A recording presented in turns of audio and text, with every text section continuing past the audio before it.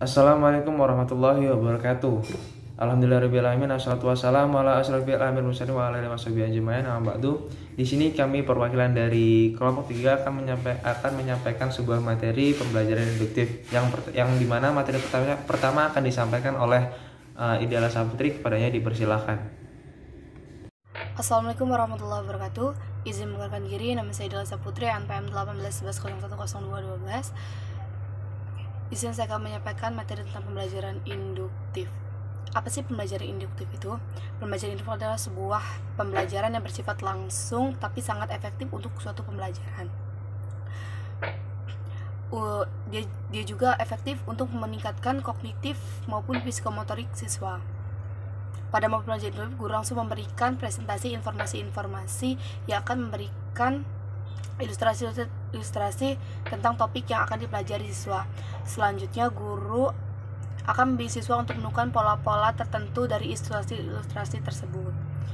Selanjutnya ada ciri-ciri dan strategi pembelajaran induktif. Yang pertama, menekankan pada keterampilan berpikir dengan tujuan-tujuan efektif. Yang kedua, berstruktur rendah. Yang ketiga, menggunakan waktu yang kurang efisien.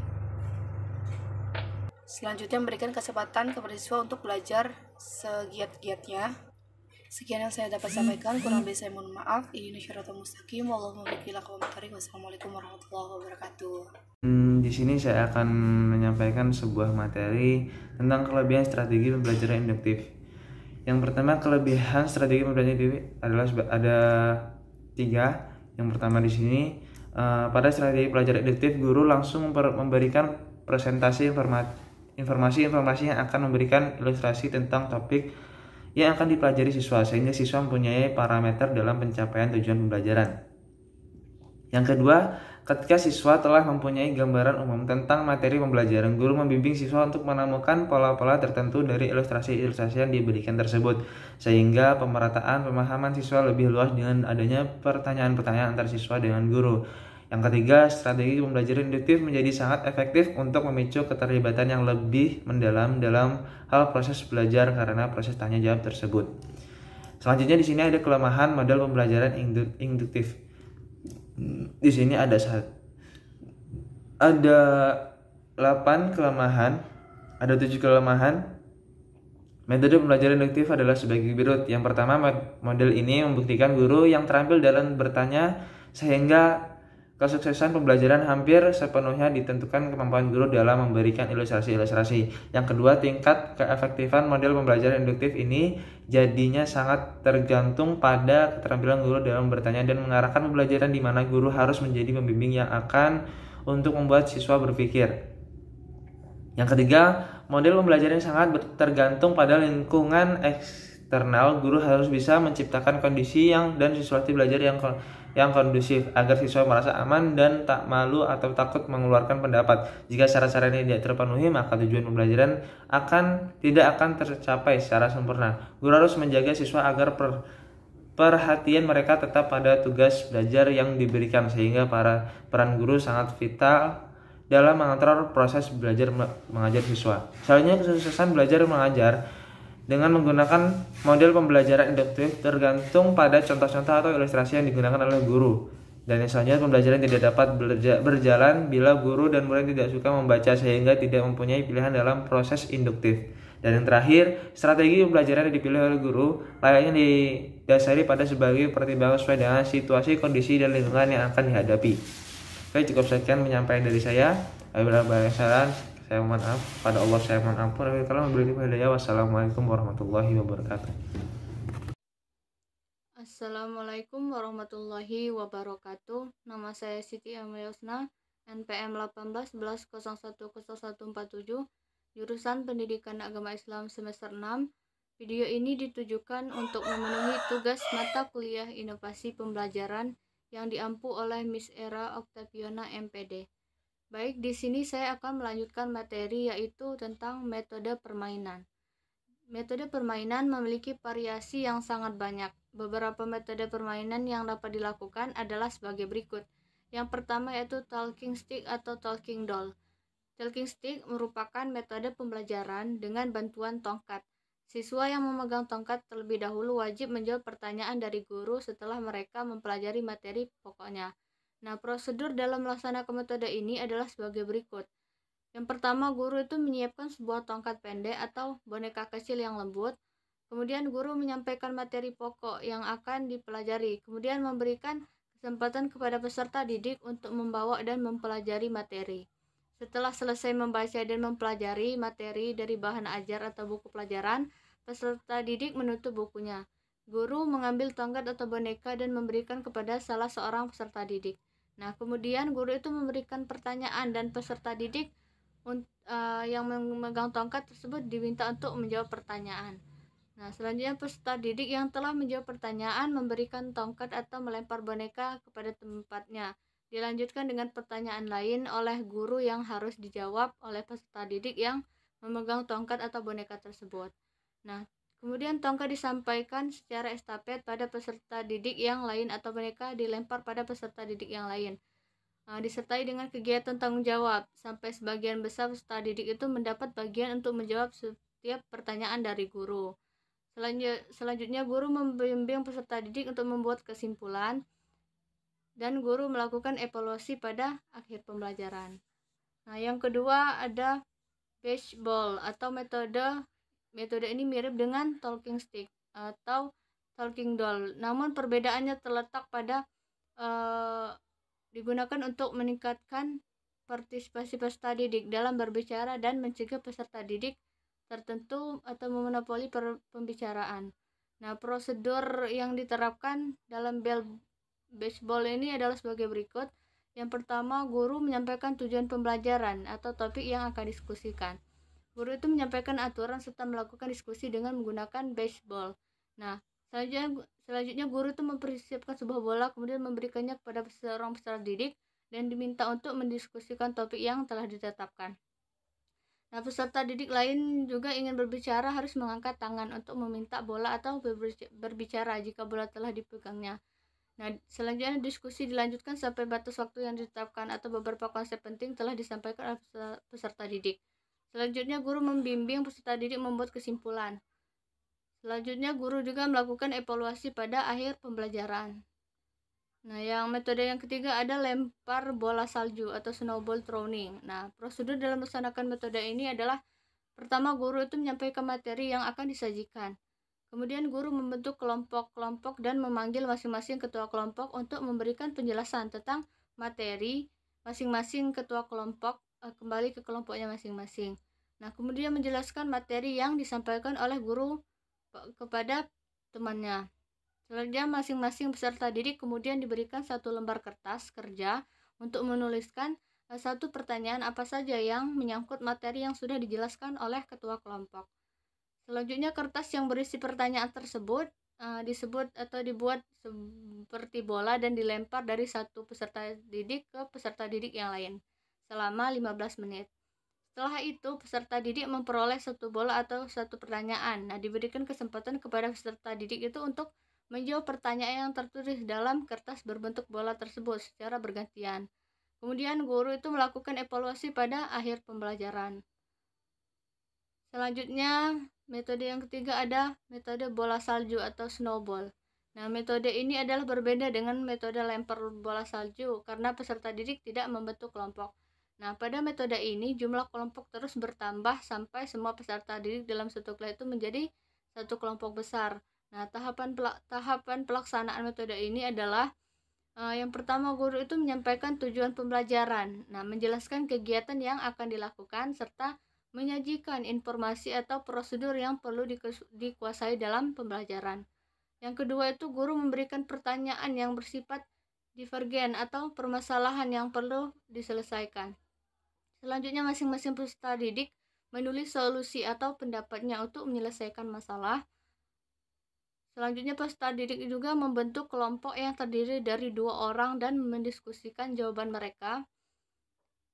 Selanjutnya juga pasangan peserta didik membentuk kelompok yang terdiri dari 4 orang dan mendiskusikan jawabannya yang tepat. Nah, selanjutnya 2 kelompok bergabung dan membentuk kelompok baru yang terdiri dari 8 orang. Nah, penggabungan kelompok dilakukan sebagai Semua peserta didik dalam satu kelas tergabung menjadi satu kelompok dan mendiskusikan jawaban atas pertanyaan yang disampaikan oleh guru. Nah, guru memantau perkembangan yang dilakukan kelompok dan berdiskusi tentang jawaban yang disampaikan oleh juru bicara kelas. Selanjutnya, guru melakukan evaluasi untuk mengecek pemahaman peserta didik tersebut. Yang keempat, ada metode lingkaran kecil atau lingkaran besar. Nah, metode ini dikembangkan oleh Spencer Kangen dengan prosedur sebagai berikut, yaitu guru mengatur membagi peserta didik dalam 2 kelompok, di mana separuh kelas diminta berdiri untuk membentuk lingkaran kecil dan menghadap keluar. Sedangkan kelompok lainnya membentuk lingkaran di luar lingkaran pertama dengan menghadap ke dalam. Nah, 2 peserta didik yang berpasangan dari lingkungan kecil dan lingkungan besar berbagi informasi. Selanjutnya, peserta didik yang berada di lingkungan kecil diam di tempat, sementara peserta didik yang berada di lingkaran besar bergeser 1 atau 2 langkah searah jarum jam. Selanjutnya, giliran peserta didik berada di lingkaran besar yang membagi informasi. Pergeseran peserta didik di lingkaran besar dilanjutkan dan disertai pertukaran informasi antar peserta didik yang berhadapan. Selanjutnya yaitu ada metode tari bambu, atau metode ini mirip dengan metode 2 lingkaran juga. Namun peserta didik diminta berdiri berhadapan secara sejajar. Prosedur dalam melaksanakan metode ini adalah guru membagi peserta didik dalam 2 kelompok. Jika berjumlah peserta didik tidak terlalu banyak atau dalam 4 kelompok, satu kelompok peserta didik berdiri sejajar di depan kelas, sedangkan kelompok kedua berdiri sejajar menghadapi jajaran yang pertama. 2 peserta didik yang saling berhadapan dari kedua jajaran tersebut saling berbagi informasi. Salah satu jajaran bergeser ke kiri atau ke kanan, dan peserta didik yang berdiri di ujung salah satu jajaran dan tidak mendapat pasangan yang berhadapan harus pindah ke jajaran di depannya sehingga memperoleh pasangan. Jadi dua peserta didik yang saling berhadapan saling berbagi informasi yang telah didapatkan dari pasangan sebelumnya bergeser dapat dilanjutkan sesuai kebutuhannya. Yang terakhir yaitu ada metode keliling kelompok. Langkah-langkah dalam melaksanakan metode ini yaitu guru membagi peserta didik dalam beberapa kelompok dan mengatur agar mereka duduk berkeliling. Kemudian guru memberikan tugas pada kelompok berkaitan dengan materi yang dipelajari. Kemudian guru meminta salah satu seorang peserta didik dalam masing-masing kelompok untuk menilai tugas yang sedang mereka kerjakan dengan memberikan pandangan serta pemikirannya. Selanjutnya, peserta didik itu yang lain ikut memberikan kontribusi secara bergantian. Giliran berbicara bisa dilaksanakan serta berputaran jam, dan metode ini mirip dengan metode round robin di mana masing-masing kelompok duduk mengelilingi meja. Nah, metode pembelajaran bermain mengutamakan kerjasama dan menyelesaikan permasalahan ini untuk menerapkan pengetahuan dan keterampilan dalam rangka mencapai tujuan pembelajaran. Jadi menurut Nur, semua metode pembelajaran itu ada struktur tugas, struktur penghargaan. Jadi struktur tugas itu tujuan, dan struktur itu adalah pembelajaran ini bermain berbeda dengan struktur tugas, struktur tujuan serta penghargaan metode pembelajaran yang lain. Jadi tujuan metode pembelajaran bermain ini adalah hasil belajar akademik siswa untuk meningkatkan dan siswa dapat menerima berbagai keragaman dari temannya serta pengembangan keterampilan sosialnya. Sekian yang bisa saya sampaikan. Assalamualaikum warahmatullahi wabarakatuh. Baik, selanjutnya saya akan menjelaskan materi mengenai prinsip dasar dan ciri-ciri metode pembelajaran bermain. Yang pertama, menurut Nur, prinsip dasar dalam pembelajaran bermain sebagai berikut. Setiap anggota kelompok bertanggung jawab atas segala sesuatu yang dikerjakan dalam kelompoknya. Yang kedua, setiap anggota kelompok harus mengetahui bahwa semua anggota adalah tim. Yang ketiga, kelompok mempunyai tujuan yang sama. Yang keempat, setiap anggota kelompok harus membagi tugas dan tanggung jawab yang sama di antara anggota kelompoknya. Yang kelima, setiap anggota kelompok akan dikenai evaluasi. Yang keenam, setiap anggota kelompok berbagi kepemimpinan dan membutuhkan keterampilan untuk belajar bersama selama proses pembelajaran. Yang ketujuh, setiap anggota kelompok akan diminta mempertanggungjawabkan secara individual materi yang ditangani dalam kelompok bermain. Sedangkan ciri-ciri metode pembelajaran bermain adalah sebagai berikut. Yang pertama, siswa dalam kelompok secara bermain menyelesaikan materi belajar sesuai kompetensi dasar yang akan dicapai. Yang kedua, kelompok dibentuk dari siswa yang memiliki kemampuan yang berbeda-beda, baik tingkat kemampuan tinggi, sedang, maupun rendah. Jika mungkin anggota kelompok berasal dari rasa, budaya, suku yang berbeda, serta memperhatikan kesetaraan gender.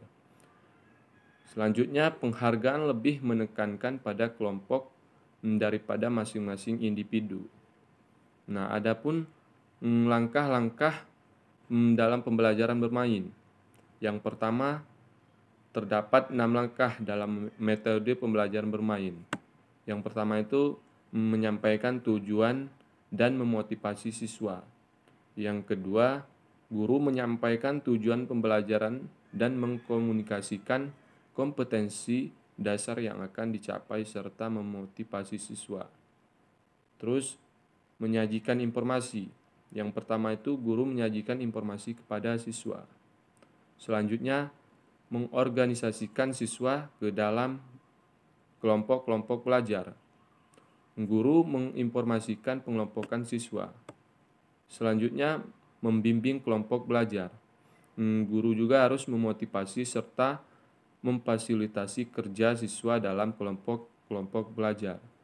Yang kelima, evaluasi. Guru mengevaluasi hasil belajar serta tentang materi pembelajaran yang telah dilaksanakan. Yang selanjutnya, memberikan penghargaan.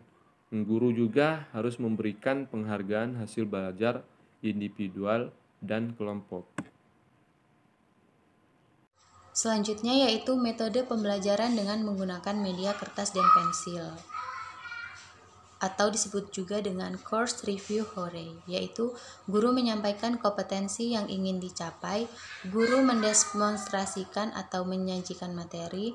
Yang ketiga, guru memberikan pemahaman, peserta didik diminta untuk membuat kotak sesuai dengan kebutuhan dan tiap kotak diisi angka sesuai perlu teman bermain. Yang terakhir yaitu take and give. Membutuhkan kartu dengan ukuran 10 cm sampai dengan 15 cm, sejumlah peserta didik atau sejumlah kelompok.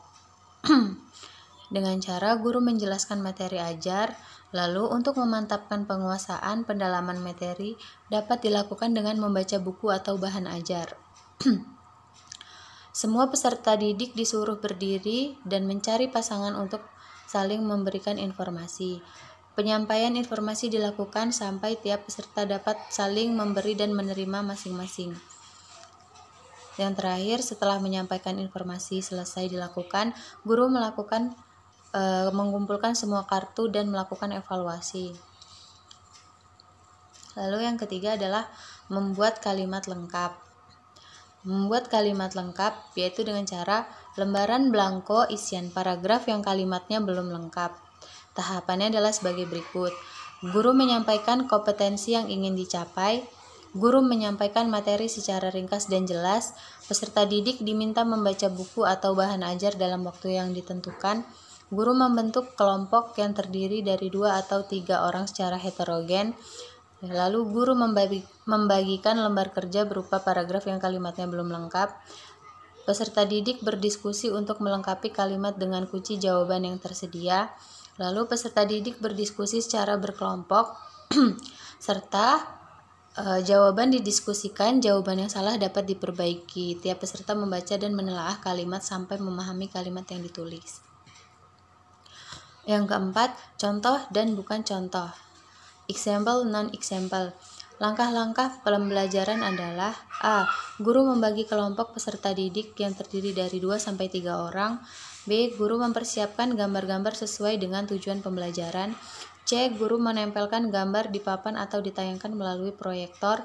Lalu guru memberikan petunjuk dan kesempatan kepada peserta didik untuk memperhatikan atau menganalisis gambar. Masing-masing kelompok melakukan diskusi dan menganalisisnya, kemudian hasilnya. Yang terakhir, tiap kelompok diberi kesempatan membacakan hasil diskusinya.